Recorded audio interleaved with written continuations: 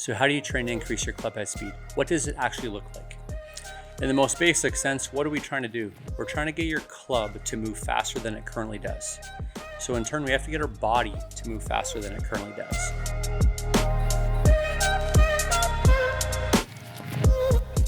One thing that we all have is we all have a governor in our brain. It's called our neuromuscular reaction time.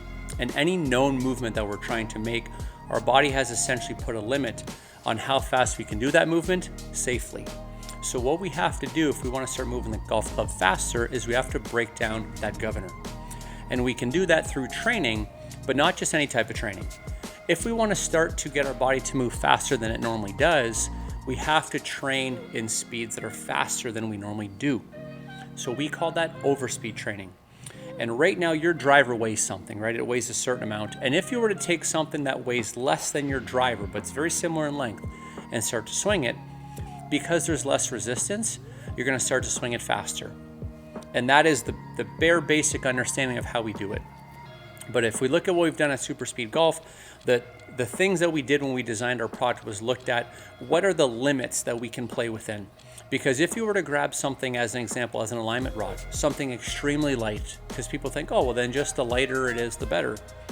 If you were to grab something that's too light and start to swing it, your brain doesn't recognize you're making a golf swing. So when we look at how light you can get, roughly 20% lighter than your driver is about as light as you can get before you start to recognize you're not making a golf swing. So if we want to start swinging the golf club faster, and what that training looks like is we're going to reduce the load.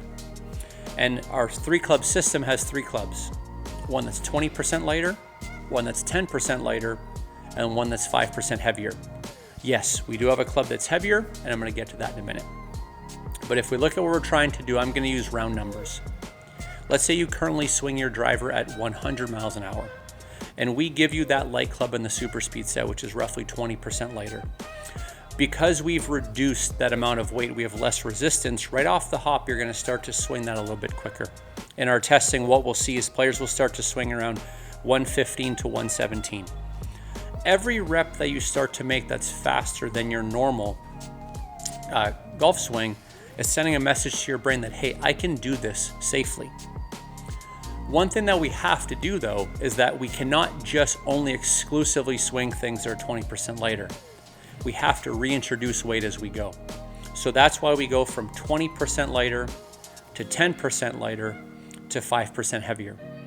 The reason why we don't go from 20% lighter to 5% heavier is because that is a pretty big difference. We want to find a way to bridge the gap so that we can maintain those fast speeds as we go.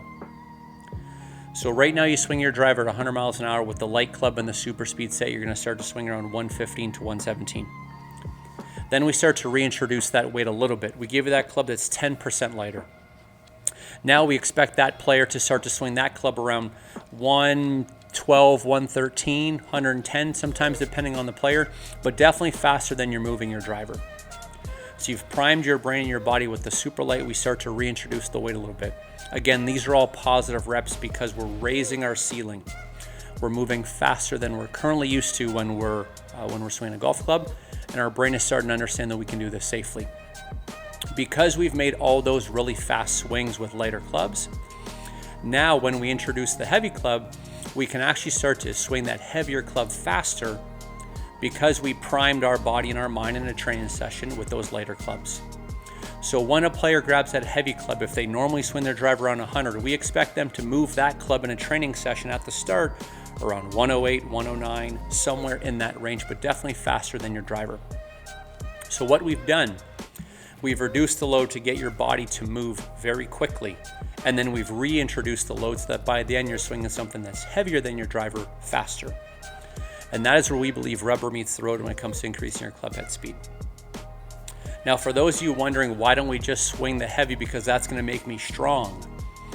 The thing that I want to emphasize is strong does not equal fast.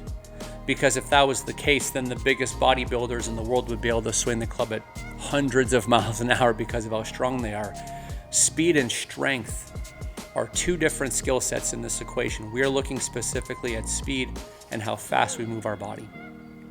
So to answer the question, what does overspeed training look like, or what does it look like to train to increase your club head speed? we're going to reduce the weight. Not too much, but we're going to reduce the weight to start to get your body and brain to believe that it can move faster than it normally does. And then in a training session, we're going to reintroduce that weight so that by the end, you're swinging something that is heavier than your driver faster. And that is what we believe to be the starting point on how you can train to increase your club head speed, to swing faster, to hit longer drives, to ultimately help you shoot lower scores.